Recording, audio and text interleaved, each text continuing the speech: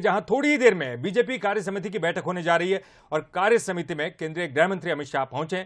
CM Shivraj Singh Chauhan और प्रदेश अध्यक्ष VD Sharma भी मौजूद हैं। केंद्रीय गृह मंत्री अमित शाह कार्यकर्ताओं को टिप्स देने वाले हैं।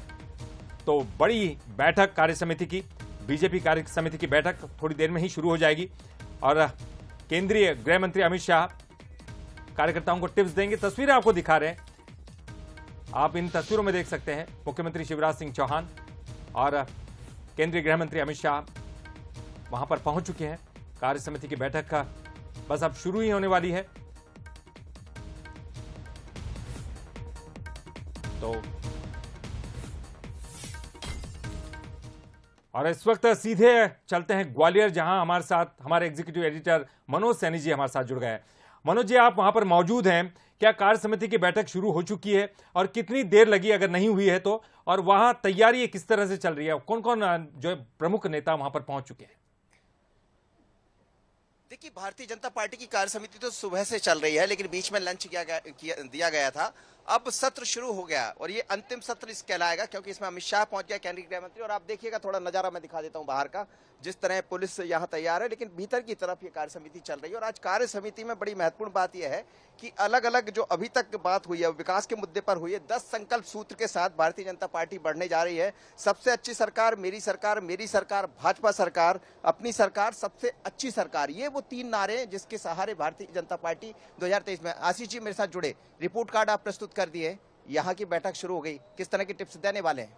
देखिए, सबसे पहले तो एक स्वस्थम लोकतंत्र की जो प्रक्रिया है कि सरकारें और पार्टियां सरकार चलाएं और अपना रिपोर्ट कार्ड जनता को सौंपें, तो माननीय केंद्रीय मंत्री गृह मंत्री जी के अमित शाह जी के माध्यम से आज वो हमने सौंप दिया कि 20 साल में कैसे जनता के जीवन को बदलने का महाअभियान किया। और उसके बाद ये वृहद और विस्तृत कार्य समिति, जिसमें भारतीय जनता पार्टी का एक एक कार्यकर्ता जीत के मूल मंत्र को लेकर माननीय अमित शाह जी के माध्यम से जाएगा।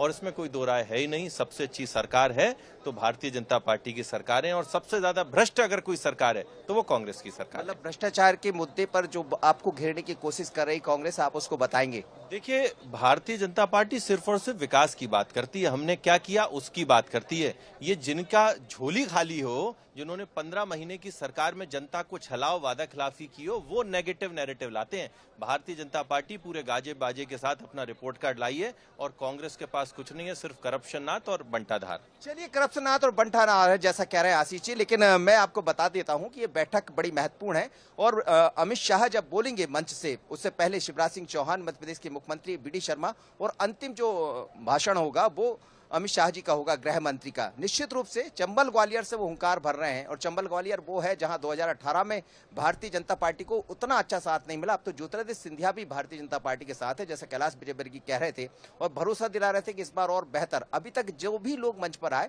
उन्होंने 150 से 160 की बात कही है सीटों को लाने का। लेकिन क्या होगा, क्या अमित शाह के भाषण के बाद, अमित शाह की टिप्स देने के बाद क्या चीजों में और सुधार होगा, ये देखना होगा।